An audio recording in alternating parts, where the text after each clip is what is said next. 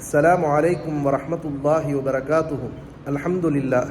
கண்ணியத்திற்குரியவர்களே, அல்லாஹ்வினுடைய மிகப்பெரிய கிருபையினால் கருணையினால் சங்கை மிகுந்த புனிதமான ரமதானுடைய மாதம் வந்தது. அல்லாஹ்விடத்திலே கண்ணீர் சிந்தி நாம் கேட்பதற்குண்டான ஒரு வாய்ப்பை தந்தது. நம்மால் இயன்ற அளவு நாம் இறைவனை வழிபட்டோம். அல்லாஹ்வினுடைய கிருபையினால் இன்றைய தினம் பெருநாளை அடைந்திருக்கிறோம். உங்கள் அனைவருக்கும் எம்முடைய ஈதுல் ஃபித்ர் நல்வாழ்த்துக்களை இதன் மூலம் நான் தெரிவித்துக் கொள்கிறேன். கண்ணியமிக்கவர்களே, பெருமானார் ஸல்லல்லாஹு அலைஹி வஸல்லம் அவர்கள் சொல்லுவார்கள், இந்த ஈதுல் ஃபித்ருடைய நன்னாள் இருக்கிறதே யௌமுல் ஜஸா, கூலியை பெற்றுத்தரக்கூடிய நாள் என்பதாக ரசூலுல்லாஹி ஸல்லல்லாஹு அலைஹி வஸல்லம் அவர்கள் சொல்லுவார்கள். அல்லாஹ் நாம் செய்த இபாதத்திற்கு நிரப்பமான கூலியை தந்தருள் புரிவானாக. கண்ணியமிக்கவர்களே, ஹஸரத் ரசூலுல்லாஹி ஸல்லல்லாஹு அலைஹி வஸல்லம் அவர்கள் சொல்லுவார்கள், ரமதானை ஒட்டி வரக்கூடிய 6 நாட்கள், அந்த 6 நோன்புகளை யார் நோட்பாரோ ஒரு வருடம் முழுவதும் நோன்பு இருந்த நன்மையை அவர் பெறுகிறார். பெருமானார் ஸல்லல்லாஹு அலைஹி வஸல்லம் அவர்கள் சொன்னார். கண்ணியமிக்கவர்களே, ரமதானை நிறைவு செய்திருக்கக்கூடிய நாம் 4 விஷயங்களை மறந்துவிடக்கூடாது.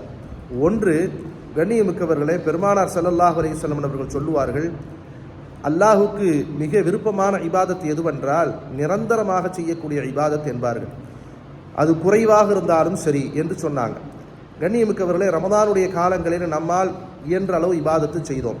அந்த இபாதத்தை நாம் ரமதானோடு நிப்பாட்டி விடாமல் அதனை தொடர்ச்சியாக வரக்கூடிய நாட்களிலும் நம்மால் இயன்ற அளவுக்கு இபாதத் செய்வதிலே ஈடுபாடு காட்ட வேண்டும்.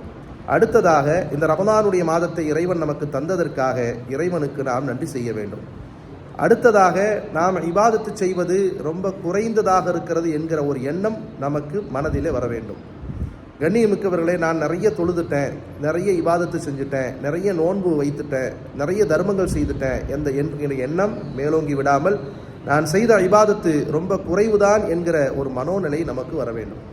கண்ணியமிக்கவர்களே, அடுத்ததாக இருக்கக்கூடிய இந்த இபாதாத்துகளை, நாம் செய்த இபாதாத்துகளை அல்லாஹ்விடத்திலே கபூலாக்குவதற்குண்டான ஒரு சூழ்நிலையை நாம் துஆவின் மூலமும் உருவாக்கி கொள்ள வேண்டும். வல்ல ரஹ்மான் எதை சொன்னோமோ, எதை கேட்டோமோ அதன்படி அமல் செய்யும் பாக்கியத்தை அல்லாஹ் நம் எல்லோருக்கும் நசீபாக்கி தருவானாக. மீண்டும் ஒரு முறை உங்கள் அனைவருக்கும் ஈதுல் ஃபித்ர் ஈகை திருநாள் நல்வாழ்த்துக்களை தெரிவித்துக் கொள்கிறோம். அஸ்ஸலாமு அலைக்கும் வரஹ்மத்துல்லாஹி வபரகாத்துஹு.